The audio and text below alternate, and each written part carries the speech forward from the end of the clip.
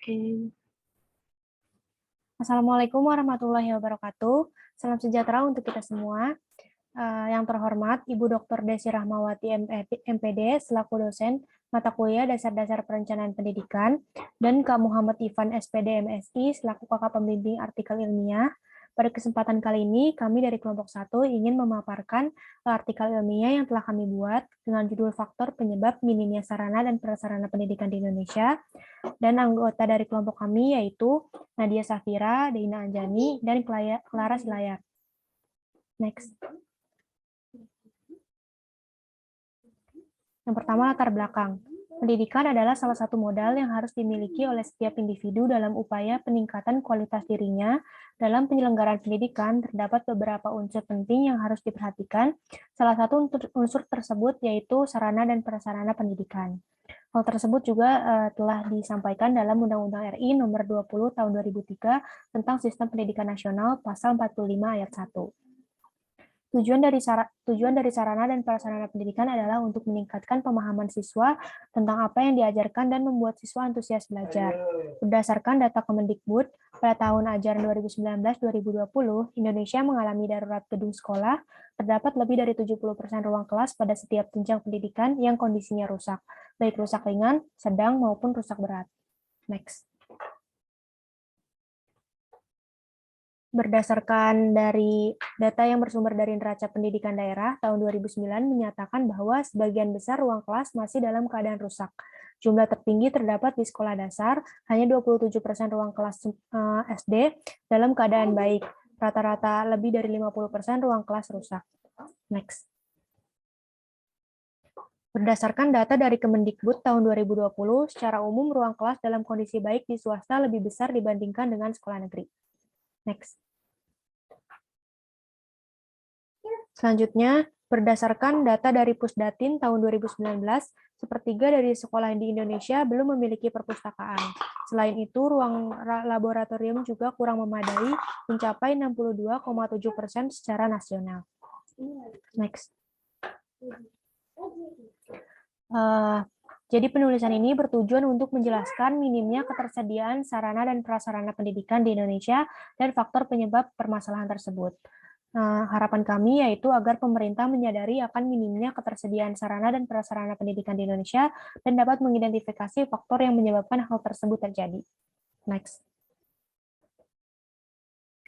Studi literatur dari sarana dan prasarana, menurut Matin dan Nurhatati Fuad, sarana dan prasarana pendidikan merupakan salah satu sumber daya yang penting dalam menunjang proses pembelajaran di sekolah. Keberhasilan program pendidikan di sekolah sangat dipengaruhi oleh kondisi sarana dan prasarana pendidikan yang dimiliki sekolah dan oleh optimalisasi pengelolaan dan pemanfaatan.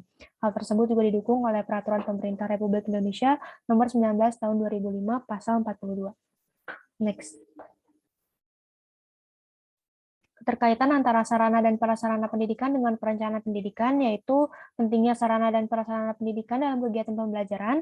Menurut Huda tahun 2018, peserta didik akan lebih terbantu dengan dukungan sarana dan prasarana pembelajaran. Bagi guru, kegiatan pembelajaran juga akan lebih variatif, menarik, dan bermakna. Sekolah berkewajiban sebagai pihak yang saling bertanggung jawab terhadap pengelolaan dan pemeliharaan sarana prasarana yang telah dimiliki. Maka dalam proses perencanaan pendidikan penting untuk melakukan perencanaan terhadap sarana dan prasarana pendidikan agar sarana dan prasarana tersebut dapat mendukung proses pembelajaran. Next. Standar dari sarana dan prasarana pendidikan telah diatur dalam Peraturan Menteri untuk sekolah dasar dan MI, SMP dan MTS, SMA dan MA diatur dalam Peraturan Pendidikan Nasional Nomor 24 Tahun 2007, sedangkan untuk SMK dan MA kejuruan diatur dalam Peraturan Menteri Pendidikan Nasional Nomor 40 Tahun 2008, dan standar untuk sekolah luar biasa diatur dalam Peraturan Menteri Pendidikan Nasional Nomor 33 Tahun 2008. Next. Selanjutnya ada penelitian relevan.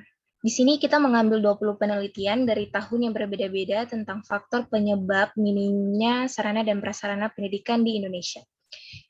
Variabel-variabel yang digunakan juga memiliki kata kunci yang bertujuan untuk mengetahui tentang pembahasan. Selanjutnya, ada berbagai metode yang digunakan yaitu kualitatif, pendekatan deskriptif, studi kasus, deskriptif kuantitatif, dan metode deskriptif kuantitatif ex post facto. Dan yang terakhir yaitu hasil penelitian yang semuanya berfokus kepada faktor penyebab dari minimnya sarana dan prasarana pendidikan di berbagai daerah di Indonesia. Bisa lihat di layar. Pembahasan berikutnya. Ada analisa pembahasan.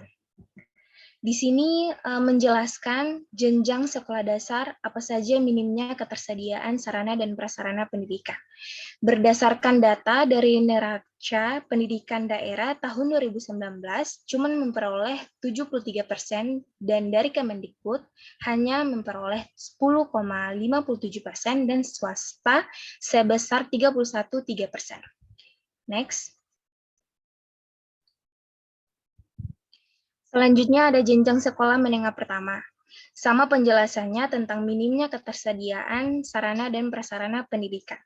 Berdasarkan data yang diperoleh dari Pusdatin tahun 2019 sebesar 22,9%. Neraca Pendidikan Daerah tahun 2019 memperoleh 65%. Kemendikbud tahun 2020 di SMP negeri hanya memperoleh 14,11% dan swasta sebesar 24,25%. Next. Dan pada jenjang sekolah menengah atas tentang minimnya ketersediaan sarana dan prasarana pendidikan.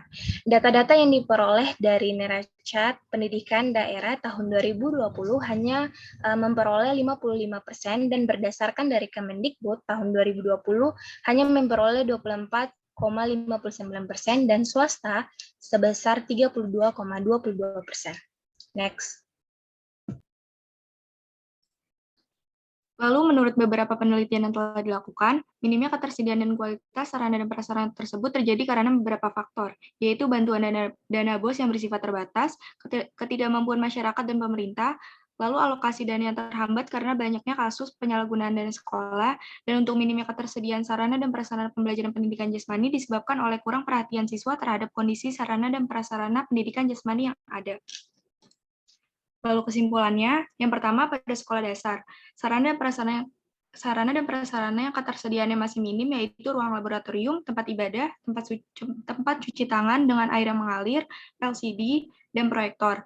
Buku-buku pembelajaran belum mencakup semua siswa, media pembelajaran yang terbatas, ruang perpustakaan yang belum memadai, ruang kepala sekolah dan ruang guru yang masih tergabung, tidak tersedianya pagar sekolah, jumlah meja dan kursi yang masih kurang, alat kebersihan, dan banyaknya ruang kelas yang rusak. Lalu yang kedua, pada jenjang sekolah menengah pertama, sarana dan prasarana yang masih minim ketersediaannya yaitu ruang untuk praktik, tempat beribadah, ruang khusus untuk kegiatan OSIS dan pramuka, ruang kelas, kurangnya lahan, kurangnya penyimpanan sarana pendidikan, perpustakaan, ruang laboratorium, jumlah peralatan untuk praktik terbatas dan tidak sesuai dengan jumlah siswa, buku-buku penunjang pembelajaran, alat praga dan alat praktikum, LCD, laptop, infokus, sarana dan prasarana untuk pendidikan jasmani, banyaknya ruang kelas yang rusak, dan peralatan yang mendukung kelancaran praktik tidak begitu layak. Lalu yang ketiga, pada jenjang sekolah menengah atas, sarana dan prasarana yang masih minim ketersediaannya yaitu ruang perpustakaan, ruang laboratorium IPA dan bahasa, komputer, alat-alat laboratorium, dan banyaknya ruang kelas yang rusak. Lalu yang keempat, masalah tersebut disebabkan beberapa faktor yaitu bantuan dana BOS yang bersifat terbatas, ketidakmampuan masyarakat dan pemerintah, tidak teridentifikasinya jenis sarana pendidikan yang paling esensial dibutuhkan, alokasi dana yang terhambat karena banyak sekali kasus penyalahgunaan dana, perawatan yang buruk, untuk minimnya ketersediaan sarana dan prasarana pembelajaran pendidikan jasmani disebabkan oleh kurang perhatian siswa terhadap kondisi sarana dan prasarana pendidikan jasmani yang ada. Kurangnya modifikasi guru terhadap sarana dan prasarana yang diperlukan dalam proses pembelajaran pendidikan jasmani, dan kondisi lingkungan sekolah yang tidak memadai untuk dibangun fasilitas olahraga. Lalu sarannya yang pertama, bagi pemerintah, perlu meningkatkan konsentrasi dan perhatian terhadap sarana dan prasarana pendidikan, terutama pada sekolah-sekolah yang kurang mendapat perhatian. Mengoptimalkan ketersediaan dan kualitas sarana dan prasarana pendidikan, serta cepat tanggap dalam menindaklanjuti laporan-laporan mengenai permasalahan sarana dan prasarana pendidikan. Lalu yang kedua, bagi pihak sekolah, diharapkan segera memberikan laporan atas permasalahan-permasalahan yang terjadi terkait kegiatan pembelajaran terutama di bidang sarana dan prasarana sekolah, dan lebih memperhatikan sarana dan prasarana pendidikan yang ada, baik ketersediaan, keamanan, maupun penyimpanan.